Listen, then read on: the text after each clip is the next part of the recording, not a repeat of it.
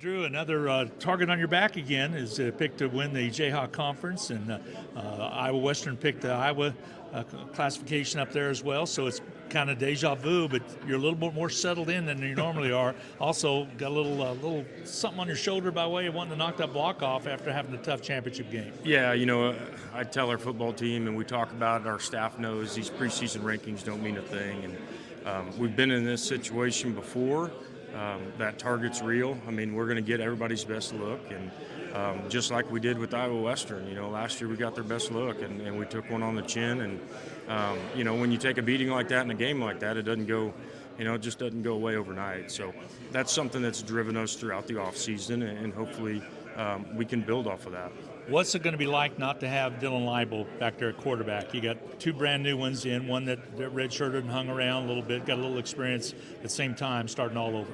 Yeah, I mean, it'll be different. Dylan provided, some things in the pass game that he was very, very strong at. And obviously, you kind of form the identity of your offense around what your quarterbacks are good at. And we got a quarterback room right now that's, I think, talented enough to do it. I think they're smart enough to do it, but they all have a little bit different style. And so as we kind of get settled in with practice and start going through things, we'll try to find that identity of what those guys are good at. But it'll be different replacing a guy like Dylan because we're going to be doing different things offensively, and there's going to be a different voice in that room.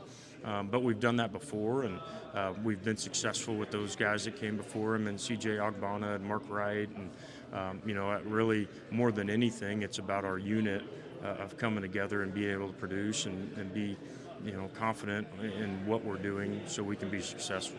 2K cogs on offense as well. Benson moves on to Alabama. Great receiver. That's going to be a big loss. And also Kezior at that running back position really stepped up last year. He took his trade to Buffalo now. We'll see how he does up there. Yeah, Dylan stepped in after Enmore Lewis left, who was the offensive player of the year of the conference the year before. And, we're hopeful there's going to be another back that's going to step up and be able to take those carries that Dylan took for us and the role he played.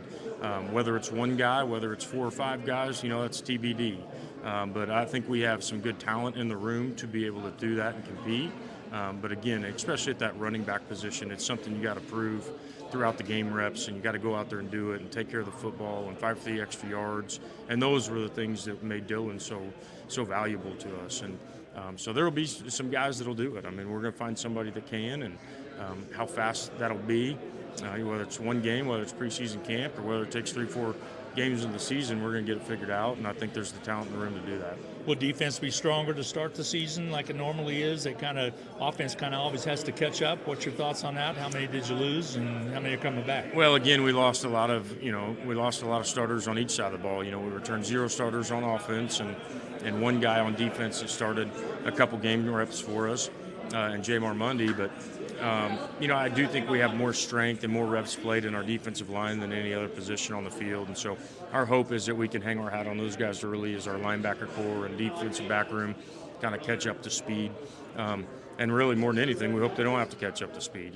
We hope those guys can come in from the first snap and be ready to go. And I'm confident that we have the ability to do that. But again, just stepping in there and making sure, we're practicing the right way and preparing the right way, so when those lights come on for game 1 down in Texas, they're ready to go. One thing you're returning is a good kicker, All-American. Also got a big kick in overtime against Iowa Central last year to keep a win going. So, again, he's back, and that's a good situation. Yeah, and I love our whole special teams crew. Coach Krause has done a great job in recruiting and putting a group of specialists together instead of just 1 or 2 guys, that can do it. I mean, we have a very good long snapper. We have a very good holder. We got return guys that have done it within the conference. We got a place kicker and a punter that can do it. So I feel really good and strong and confident about that room of specialists we have. And those guys work their tails off. They do a lot of extra on their own, and they're constantly trying to perfect that craft. And,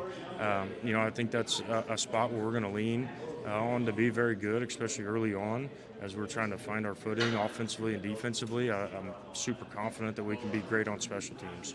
Last but not least, you lost a couple coaches and moved on to some alma mater, also back out to California and going with the Chargers. You replace those with a couple pretty good ones. Yeah, I mean, anytime coaches leave your program, you want to see them leave for bigger and better. And we had two guys that left our program, one for FBS football and one for the NFL. And so very fortunate that they were here on staff with us. Tate Omley went to Eastern Michigan, Phil Sersha, the LA Chargers. And, those guys are great football coaches. They're great people. And fortunately, we were in a position to be able to hire their replacements and two good guys at kind of the same caliber. Gary Salgado is a guy that's been around for a long time, coaching our defensive line and just taking over that defensive coordinator role.